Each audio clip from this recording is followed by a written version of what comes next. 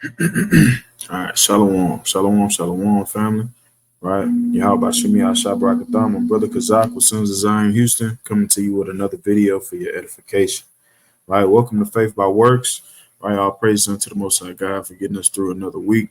All right, here in Faith by Works, right, we study a commandment week in and week out to further perfect our walk with the Most High God in deed and in truth. So let's jump straight into it. Right, this is the book of the Song of the Three Holy Children, verse 61. It says, "O Israel, bless ye the Lord, praise and exalt him above all forever."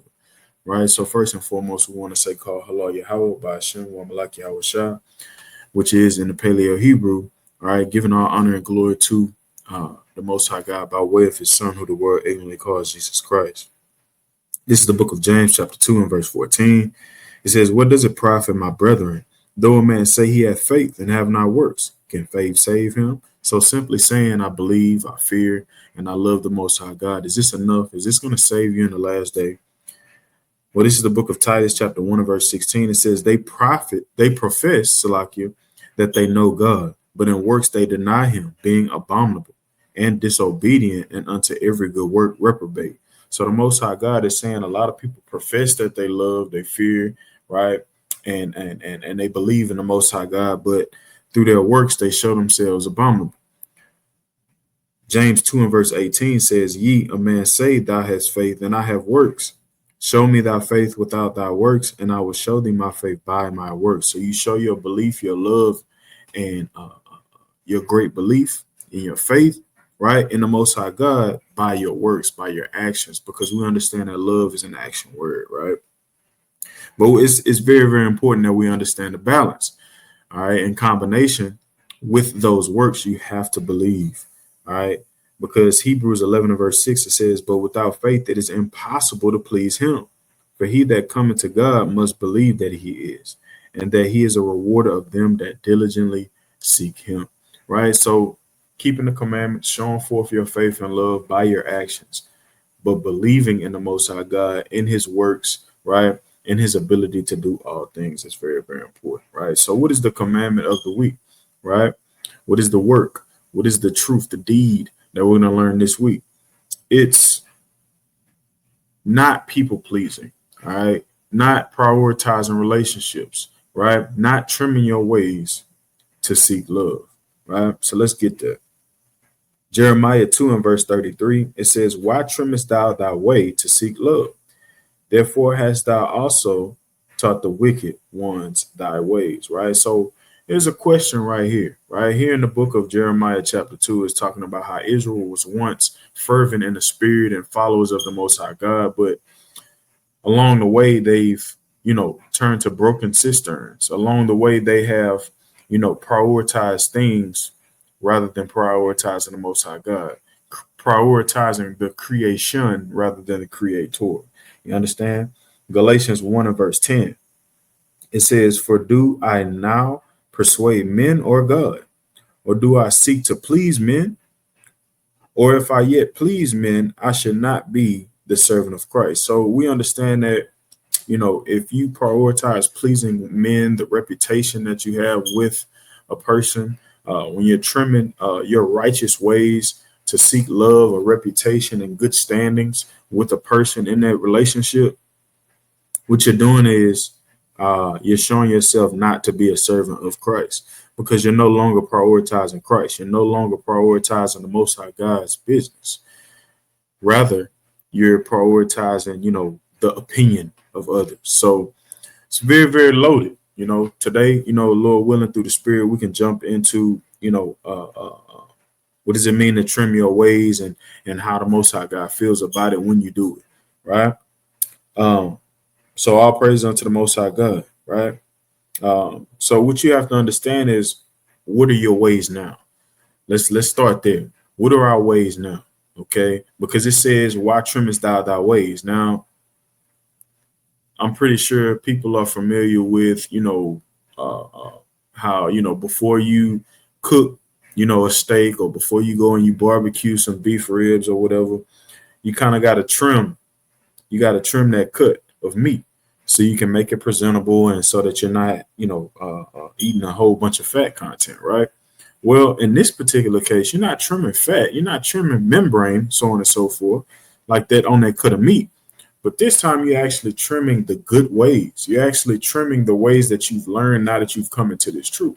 And the Most High God is asking you, why are you doing that? Right? Why are you prioritizing a relationship that I put you in, that I blessed you with, rather than prioritizing your relationship with me?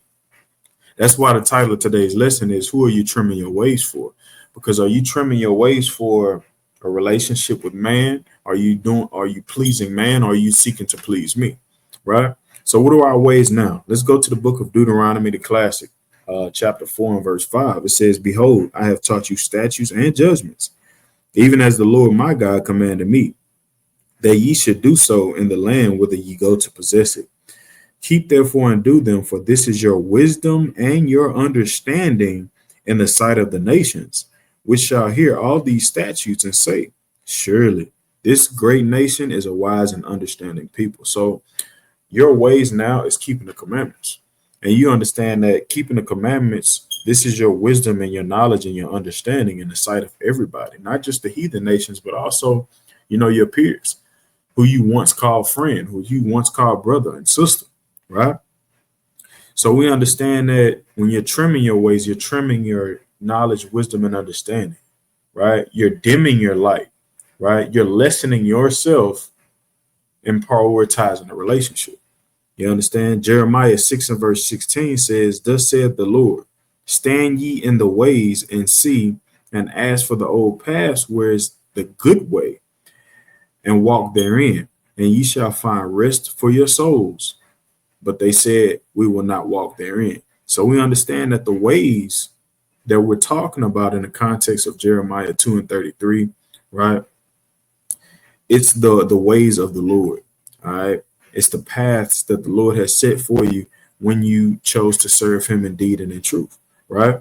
But our people did what? They chose not to seek rest for their souls in the Most High God, but rather seek rest for their souls in the pleasing and the opinions and the feelings of others, right? People pleasing, right? Because at the end of the day, that's what you're doing when you're trimming your ways. You're saying, okay, look, I'm going to condescend down to this individual's level so that we can stay strong in a relationship. All right. So I've come into this truth, I'm no longer, involving myself in the festivities that I used to. And now I'm actually, keeping the Sabbath day. I'm feasting, and I'm having a drink with brothers and sisters in this truth. And we're being married in righteousness, rather than sparking a blunt, rather than going to the clubs, rather than drinking till you're throwing up drunk and you don't remember the night before. You used to do that, but now you've changed for the better. And now that you've changed for the better, you see that your old friends are, despising you. So it's like, man, how can I make this truth look good to where my old friends can come into this thing too? You have to be careful in doing that. This is the book of 2 Timothy, chapter 3 and verse 13, because what you have to do is you have to stand firm in doing the work of the Lord. Those people, the Most High God, you have to understand that the Most High God has to put it on their spirit to serve the Most High God. There's nothing you can do to get somebody to serve the Lord. 2 Timothy chapter 3 and verse 13 says, but evil men and seducers shall wax worse and worse, deceiving and being deceived. So when you trim your ways and you're hanging with these people and you're condescending and you're trying to make this truth, right, look good to them, you'll be enticed, you'll be deceived, you'll start to talk like them again, you'll start to do the things that you'll find yourself doing the things that you used to do, right, unknowingly, because you have to understand that birds of a feather flock together. You have to understand that influence is a big thing, right? You are who you hang around, right? You start to sound like, why you think these women sound like their husbands? A lot of times when a woman hangs with their husband for a long period of time, you'll see them start talking like them. You'll see them start moving like them, so on and so forth, right? It's natural for a person to start to sound like and do the things of who they hang around the most. You understand? Reading on, it says, "But continue thou in the things which thou hast learned and hast been assured of, knowing of whom thou hast learned them, and that from a child thou hast known the holy scriptures, which are able to make thee wise unto salvation through faith, which is in Hamashiach Yahushua." Right? So we have to stay steadfast, stand firm in this truth. As we examine ourselves, right? 2 Corinthians 13:5, we have to examine our relationships. We have to examine our motives by what we speak, right? And how we move with certain people, right? Because we it's completely fine to check on our friends to make sure that their doors are always open. So hey, how you doing, man? You doing all right? I was just checking on you, man. I was just trying to see, you know, how the family was doing, and I wanted to let you know we got a family camp coming up, and I love to see you there. Then that ain't nothing wrong with that. But when you start to you know go around the family, uh, uh, on holidays and stuff like that, that's when it becomes a problem, because now you're starting to conform to the world, right? When the world needs to conform into the Most High God and change for the Most High God. You understand, right? So the Lord is molding us for the better. So why are you molding yourself for man? Right? That's the next point I wanted to make. Right? While the Most High God is molding you, as silver is refined, as jewelry is refurbished, or so on and so forth, and polished. Right? As you see a lot of people who mold clay and stuff like that. That's what the Most High God is doing for us in our spirit. Right? But at the same time, what our people try to do is they try to mold themselves for the sake of others. And what you're doing is you're trimming your ways for man instead of the Most High. Right? So let's go to the book of Sirach, chapter 33, and I'm going to give verse 13. It says, "As the clay is the potter's hand to fashion it at his pleasure, so man in the hand of him that made him." Who made us? The Most High God. Right? And he's comparing the two. Like, it's just how you'll for pleasure you'll mold some clay, right, for a dish, or a nice sculpture or whatever, so on and so forth. That's how the Most High God who created you is doing. It says to render to them as liketh him best. Good is set against evil, and life against death. So is the godly against the sinner, and the sinner against the godly. So look upon all the works of the Most High, and there are two and two, one against another. So you have to understand, evil will always be right against good, and good will always be against evil. Darkness and light are completely opposite spectrums. They're completely opposite, right? They cannot blend, right? So we have to understand that we can't blend with the world and worldly relationships. We have to allow Yahweh, like in Matthew 10, to be that separation. But at the same time, we have to maintain that balance of always leaving the door open and being merciful, right, to those people, right? That's very, very important as well, is to make sure we're maintaining that just balance, that we will remain blameless. Because a lot of people will say, and I say this, not trying to, be heavily invested in what other people say and their opinions, but when you come into this truth, a lot of people will say, "Oh, since he come into this truth, it's like if you ain't on what he on fool with you," right? Which is very, very true. I'm with the Most High God now, right? And now that I'm with the Most High God, right, and you want to be in the world, we have no fellowship now, right? I'm about my Father's business, and you're about worldly business, right? But it's important that we always leave the door open and we remain blameless. That person can never say that they can't call and talk to me. They can't call and ask questions. You know what I'm saying? Maintain that balance to where somebody can call you and ask you, "Hey, man, last time we talked, we ain't really just agree like that, but I seen something on one of those videos y'all on, you know what I'm saying? I heard the brother that was teaching say something. I just had a question."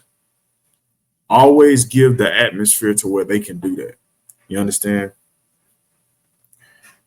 It's the book of Zechariah, chapter 13, and verse 9. It says, "And I will bring the third part through the fire, and will refine them as silver is refined, and will try them as gold is tried. They shall call on my name, and I will hear them, and I will say, it is my people, and they shall say, the Lord is my God." Right? So again, the Lord is molding us and shaping us, right? And we're not ready for salvation until the Most High God can see us within Him, right? That's the beauty of this similitude right here. You ever washed your car and you put a wax treatment on it, and you were going in a circular motion and you was rubbing it down, and then you seen your reflection, right? You seen yourself in that vehicle. Well, the Most High God is trying to see Himself in our spirit. And that's why He's molding us, He's shaping us, He's trying us, right?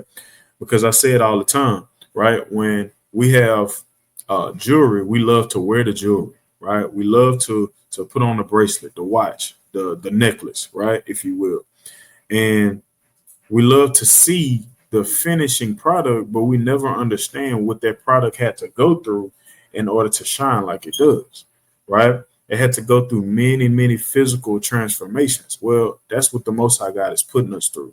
And we're completely working against that when we're molding ourselves for the sake of relationships, and we're trimming our ways to seek love, to seek approval, to seek reputation, to seek good standings with the person and the relationship that you have with them. You understand? First John chapter 2 and verse 15, it says, "Love not the world, neither the things that are in the world. If any man love the world, the love of the Father is not in him. For all that is in the world, the lust of the flesh and the lust of the eyes and the pride of life, is not of the Father, but is of the world." Right? So you have to understand to pick a side. We just did a lesson on that, right?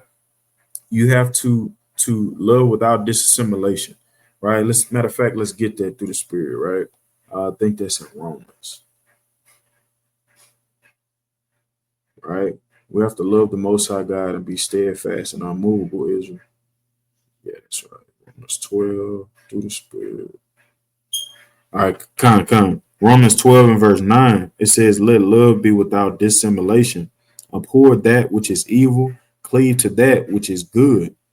Be kindly affection one to another with brotherly love and honor, preferring one another," right? So let love, right, be unwavering. It's firm. It's confirmed to be this and not wishy-washy back and forth. Pick a side, right? Without dissimulation. Matter of fact, let's get there, right?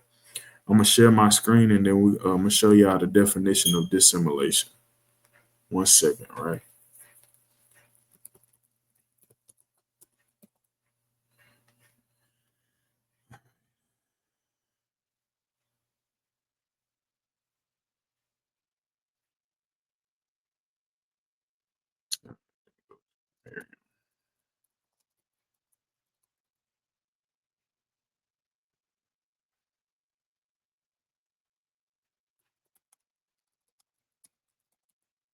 Bear with me. All right, Merriam-Webster definition of dissimulation. To search. All right, let me share my screen. All right.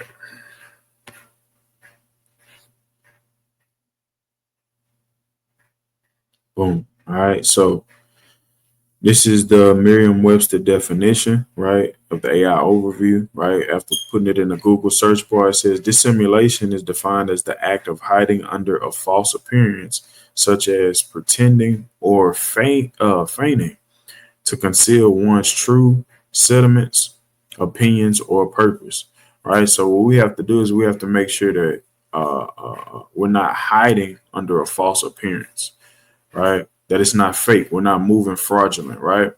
And we're not pretending, right? To conceal one's true sentiment, right? Your true sentiment, your true opinion, your true purpose, right, is the Most High God. right? And in loving the Most High God, you want to make sure you're not doing it in a fraudulent way, and that you're not pretending, right?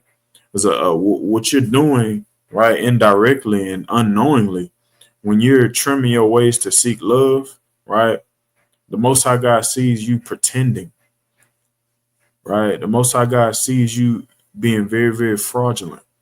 Because at first you sit up here and you told me, right, that Lord, I love you, I fear you, I'm keeping your commandments, I prioritize you, right? But then you're prioritizing and you're trimming your ways and you're no longer keeping the commandments and you're trying to tone it down so that you can stay friends with a certain person, right? And the Most High God is not dealing with that. And we have to be very, very careful, right, in doing so, right? That we don't offend the Most High God, right? So, like I said before, we don't blend. We're alike. All right, let's get there. We're alike. Matthew chapter 5 and verse 16. It says, let your light so shine before men that they may see your good works and glorify your Father which is in heaven, right? You are not supposed to. Okay, let me give you an example. Last night, right, we dealt with the brother very, very, very briefly, right? My brother Yeshaya was teaching, and when the brother walked up, he didn't know what we was about, nothing, but he was smoking a cigarette. Matter of fact, he just lit it, took a puff, and as he was approaching, he kind of put his hands behind his back to hide his spliff, and then he started to put it out on the hydrant right next to us. And he was like, I don't feel right, smoking around y'all. Right? That's how that's a very, very perfect example of being a light. Because when you are a light, all darkness disappears. What you're supposed to be is uncomfortable to those who are in the world and moving in carnal spirits and moving in wickedness, right? Not in a judgmental way, not looking at the person like I'm better than you, moving very, very prideful and stuff, because we understand that that's how the Pharisees move, but rather moving Christ-like and showing them, hey, look, it's a better way to live it. And that's serving the Most High God, not serving your own belly and the lust of the flesh and doing what you want to do and living your best life and what you call living your best life, but doing what you feel and acting like we ain't got to get right for the Lord that's coming, right? So you're supposed to make those in the world uncomfortable, right? When you go around somebody, they're supposed to be putting out cigarettes. They're supposed to be, hiding a blunt, right? They're supposed to be changing up their conversation, not gossiping and so on and so forth. But instead, rather, when you're not a light, right, and you're not, and you're conforming to their relationship, they're going to continue to do what they want to do. And matter of fact, they might even try to pass the blunt to you. They might even try to include you in the gossiping conversation. You see what I mean? So we're not supposed to be conforming to the world, but rather be a light, right? This is the book of Mark, chapter 8 and verse 35. It says, for whosoever will save his life shall lose it, right? So whoever is trying to preserve life in this place, preserve dwelling in this world, right? Trying to hold on to riches, prosperity, a reputation for relationships, worldly relationships, old worldly relationships, right? You'll start to wax worse and worse, and pretty soon you'll be out this truth, right? The Lord could even kill you. You know what I mean? So it's saying right here, whosoever try to save his life and preserve life in this place shall lose it. But it says what? But whosoever shall lose his life for my sake and the gospel's, the same shall save it, right?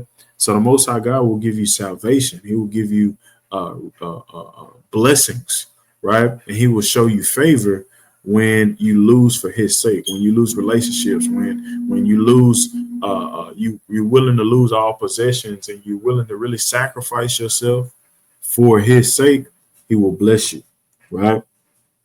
It says, for what shall it profit a man if he shall gain the whole world and lose his own soul? Or what shall a man give in exchange for his soul?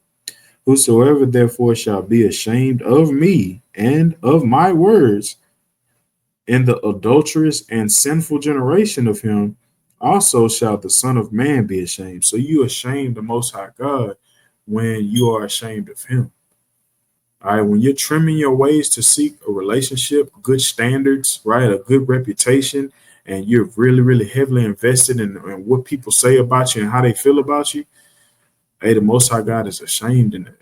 You should be more so invested in how the Most High God feels and what He sees, right? That's what we really, really have to understand. This lesson today really goes in contact and it touches on former lessons like uh, uh, people pleasing, right? Um, my mind just went blank. I can't think of the lessons we done before, but like when you're examining yourself and you're examining relationships, right? When you prioritize those relationships more than the creator, you see that hey, it touches on idolatry, right? I can't think of it right now. My mind just went blank. But we have to mainly understand here in this context is that we we dishonor the Most High God when we trim our ways, right? Uh, whenever we're trying to condescend and lessen our righteousness for somebody else to come into this truth or just to hold on to a relationship, the Most High God is ashamed in that. Simplistically put, right? Let me get one more on this point. Let's go to the book of Matthew, chapter 10, and I'm gonna get verse 22.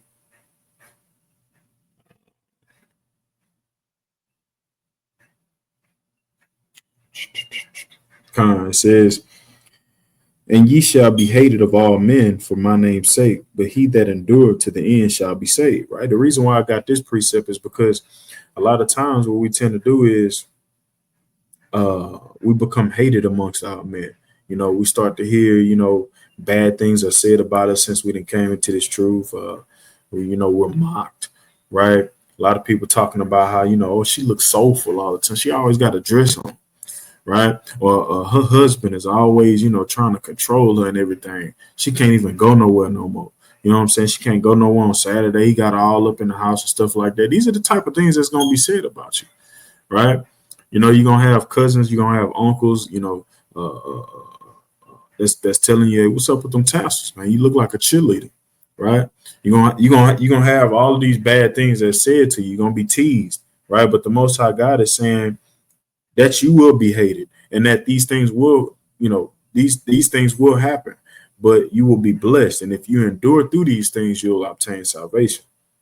Skipping down to verse 32, it says, "Whosoever therefore shall confess me before men, him will I confess also before my Father which is in heaven. But whosoever shall deny me before men, him will I also deny before my Father which is in heaven. Think not that I am come to send peace on earth. I came not to send peace, but a sword." So right here is very plain. Ain't even got to break it down, right? Whosoever shall confess me before men, hey, him will I confess also before my Father which is in heaven. So when you move Christ-like and you stand on that firm without dissimulation, hey, you will get a good report delivered from Christ to the Most High God. Right. And it says right here that when Christ comes and he changes your life and you're walking in deed and in truth, right? And you gravitate to the ways of the Most High God and you don't tremble, it's saying right here that that's going to sever relationships. It's going to sever and cause it's going to cause chaotic conversations, right? Things are going to change, right, for the better, right? But we seen right there in the previous in the previous precept that whoever loses for my sake shall be blessed. So you have to understand that this comes with coming to this truth and waxing mightier and mightier in this truth. Right, reading on, it says what? For I am come to set a man at variance against his father, and daughter against her mother, and the daughter-in-law against her mother-in-law. And a man's foes shall be they of his own household. Right, so you're gonna have, misunderstandings. You're gonna have people that's not trying to come into this truth. You're gonna have people that's not hearkening. Right, this comes with the territory. And you have to, what you have to do is you have to be willing to let Christ separate you from that individual, right? Because whoever loses a friend, an old friend, for the Most High God, blessed will ye be, right? The Most High God will give you and bless you with an even better relationship in this truth, better than the one before. Yeah, you may know this person 20 years, right? But when you come into this truth, Most High God will give you a friend that's going to hold you accountable, right? You're not going to always be right with this individual, and that person is going to prioritize righteousness, right?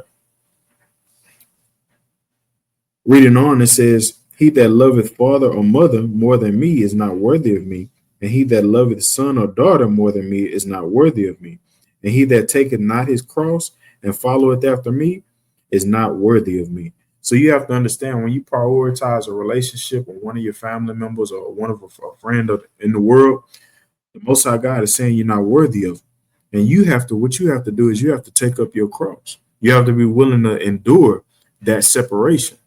You understand? Reading on, it says, he that findeth his life shall lose it, and he that loses his life for my sake shall find it.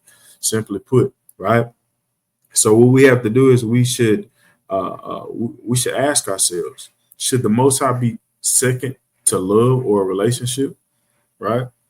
It should be a simple hell no. The Most High God comes second to nothing, right? Because credit goes to him for putting you in any relationship. Anybody that you call friend or who you once called friend, the Most High God is the one that allowed you to have that relationship, right? He's the one. He's the one that moves you to and fro. He's the one that wake you up. He's the one that puts people in your life. This is the book of John, chapter 1 and verse 3. It says, all things were made by him, and without him was not anything made that was made, right? Let me read that again. It says, all things were made by him, and without him was not anything made that was made. So the Most High God simplistically is saying, hey, he's the creator of all things. He created that relationship. He gave you the breath in your lungs and the breath in that person's lungs. He's the one that married you to, right? And he's the one that can divorce you to. He can take her out the spirit. He can take him out the spirit. And hey, that's part of your endurance, right?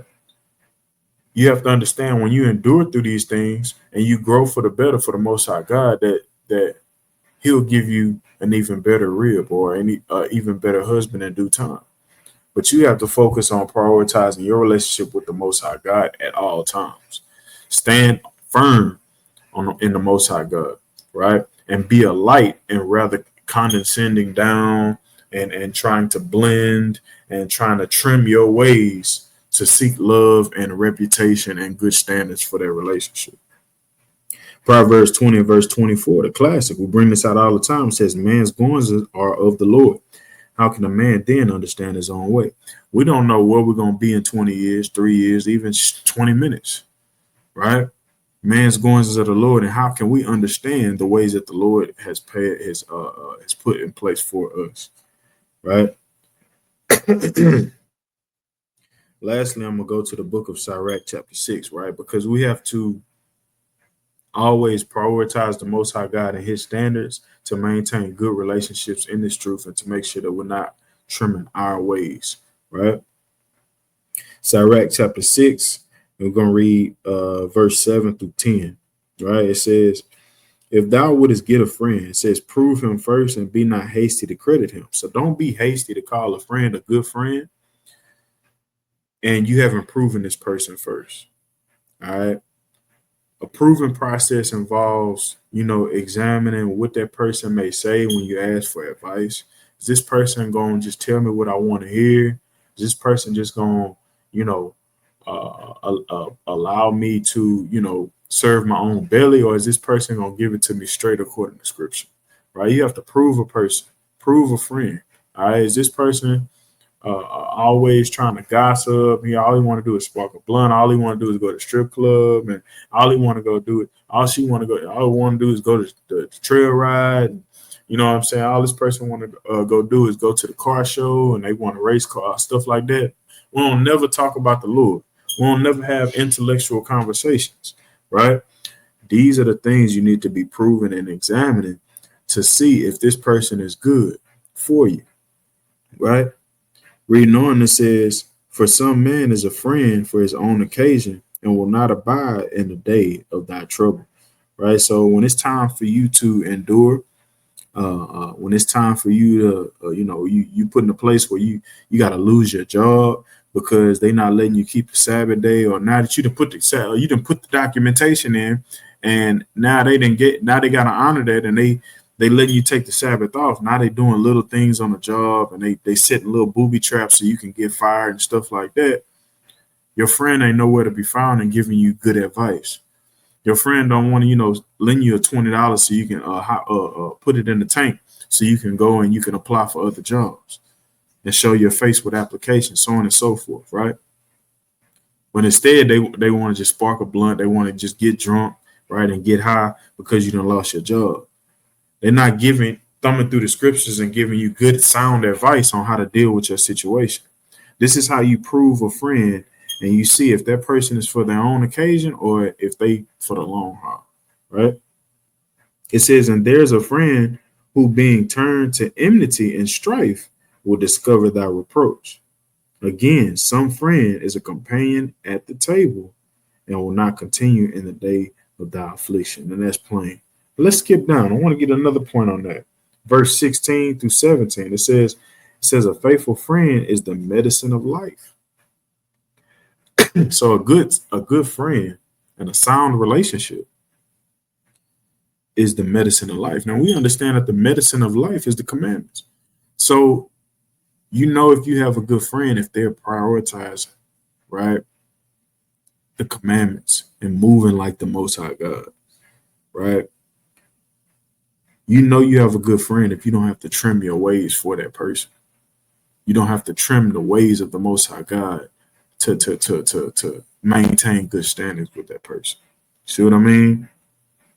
It says, and they that fear the Lord shall find him. Whoso feareth the Lord shall direct his friendship aright. For as he is, so shall his neighbor be also, right? So you have to understand, birds of a feather flock together, right? And if you are around a person that prioritize the Most High God, there's no reason to trim ways, right? So Lord willing, somebody was edified who will be edified in the coming days. Who are you trimming your ways for, right? Are you trimming your ways of righteousness, right, to seek love, good standings, and good reputation, right, for old worldly relationships? Or are you trying to, shape and mold and be moldable for the Most High God?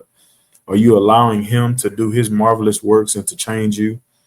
Or are you trying to, stay stagnant in this thing? Or rather even go backwards because you love this person that you once called friend, right? We love you, Israel. And with that, say shalom.